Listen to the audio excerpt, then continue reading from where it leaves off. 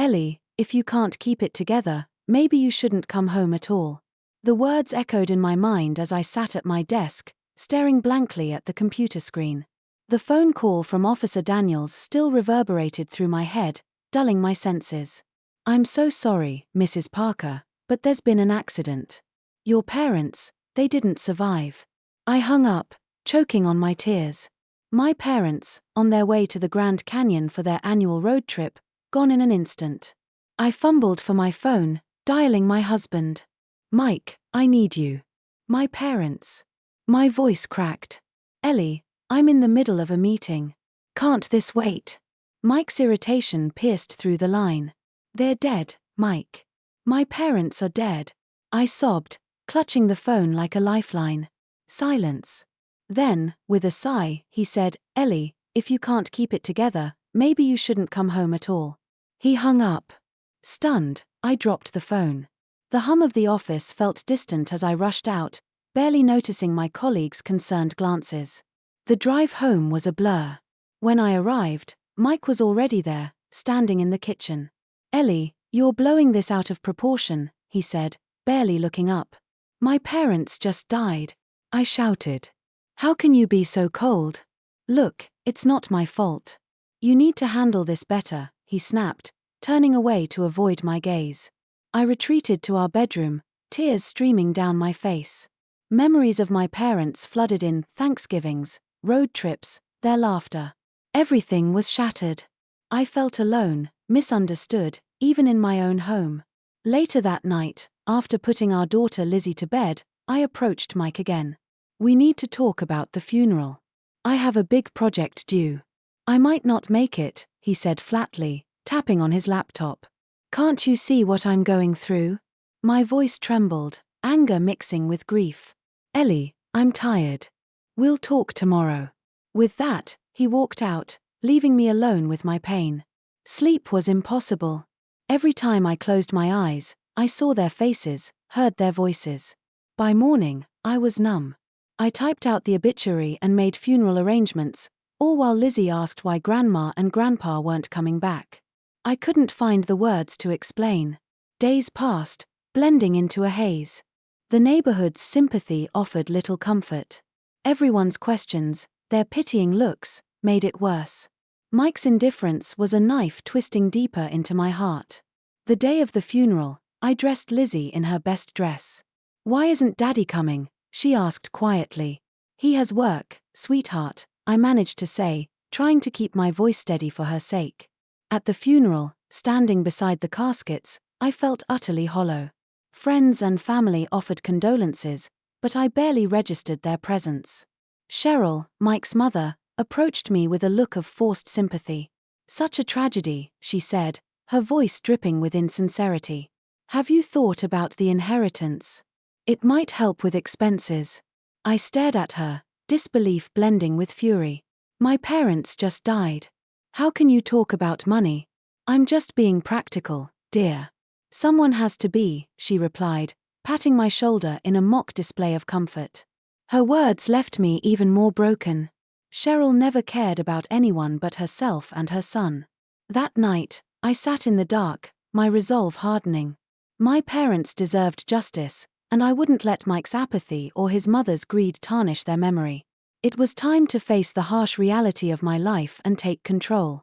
As the moonlight filtered through the window, I made a silent vow. Things would change. I would not let their deaths be in vain, and I would not remain trapped in this loveless, uncaring marriage any longer. The days leading up to the funeral were a blur of paperwork and phone calls. I spent every moment arranging services, choosing flowers, and coordinating with the funeral home. Mike remained distant, claiming work obligations kept him busy. The weight of his indifference crushed me. One evening, I caught him slinking into the house late. Where were you? I demanded. Work. Had to stay late, he replied, avoiding eye contact. Late again. Every night this week, Mike. My voice cracked with frustration. Ellie, I told you, it's a big project, he snapped. He brushed past me and headed to our bedroom, closing the door behind him. I stood there, feeling more alone than ever. The night before the funeral, Cheryl showed up unannounced. She breezed into the living room, her perfume overwhelming. "Ellie, how are you holding up?" she asked, her tone insincere. "Doing what I can," I replied, keeping my eyes on the carpet. Cheryl's gaze shifted to the closed bedroom door. "Where's Mike?" "Still working," I said through gritted teeth. "That man works too much," she tutted, then turned her attention back to me. "So, have you decided what's happening with their estate?" I clenched my fists. "Cheryl, it's not the time. Don't be so emotional, Ellie. This is about practicality," she said, her voice cool. "My parents are gone, Cheryl. I can't think about money right now," I replied, barely holding back tears. "Well, you need to. Mike and Lizzie need security," she continued, as if she wasn't intruding on my grief. "Mike and Lizzie are not my immediate concern," I snapped, standing my ground. She huffed, clearly displeased. "Fine, Ellie, but don't take too long. This is important for the family." As soon as she left, I collapsed onto the couch, the weight of everything suffocating me. Mike's absence, Cheryl's greed, the loss of my parents, it was too much. I needed to stay strong for Lizzie, but my resolve was slipping. The funeral day arrived, grey and somber. I dressed in black, every motion robotic. Lizzie clung to my side, sensing the gravity of the day even if she didn't fully understand. As we approached the church, Mike's car was nowhere to be seen. He had promised to meet us there, but the empty space felt like a slap. Inside, the service began. The minister spoke kind words about my parents, but all I could think about was Mike's empty seat. When it was my turn to speak, I choked back tears, just looking at the sea of sympathetic faces. Afterward, at the reception, Cheryl approached again. "You need to think about Liz's future," she said, cornering me by the refreshment table. "I'm trying to get through today," I said, my voice breaking. "Ellie, you're the mother now. You have responsibilities," she lectured, her eyes hard. "I'm well aware of my responsibilities, Cheryl," I replied sharply, barely containing my anger. Her face twisted in disapproval. "You're making this harder than it needs to be," she muttered before walking away. Standing there, surrounded by people yet utterly alone, something inside me hardened. Mike's coldness and Cheryl's incessant greed weren't just inconveniences, they were part of a larger problem, a toxic burden I didn't need to carry. I looked down at Lizzie, her innocent face looking up at me. For her sake, I knew I had to act. I couldn't rely on Mike or endure Cheryl's manipulation any longer. My parents' death had shattered my world. Now, I had to rebuild it stronger for both of us. It was time to make some changes, and I knew exactly where to start. As days turned into weeks after the funeral, I noticed Mike's absences becoming more frequent and his excuses thinner. Each late-night return chipped away at the fragile remnants of our marriage. One evening, while Lizzie was engrossed in her homework, I cornered him in the kitchen. "Where have you been, Mike?"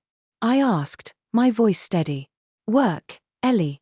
I told you," he replied, avoiding eye contact as he rummaged through the fridge. "Work? Really?" I crossed my arms. "You smell like cheap perfume." He froze, then turned to face me, his expression hardening. "You're imagining things. Maybe you should get help." I scoffed, fury boiling up. "Don't turn this on me. I know something's going on." "You're paranoid," he snapped, grabbing a soda and slamming the fridge door shut. I watched him walk away, a decision forming in my mind. If he wouldn't come clean, I'd find out myself. I had to know the truth, for my and Liz's sake. The next day, I made a call to a private investigator. "Hello, Mr. Harris. I need to find out what my husband's up to," I explained, feeling a mix of desperation and resolve. Mr. Harris was efficient. Within a week, he had gathered enough evidence to fill a small folder. We met in a nondescript cafe, him sliding the folder across the table. "You were right to suspect, Mrs. Parker. He's been seeing a woman named Kim Blackwood. She works at a local bar." My heart pounded as I flipped through the photographs, Mike with Kim, laughing, holding hands, even kissing in public. Betrayal stabbed at me, but I forced myself to remain calm. "Thank you, Mr. Harris," I said, my voice steady. "I'll take it from here." That night, I confronted Mike when he finally showed up. "Care to explain these?"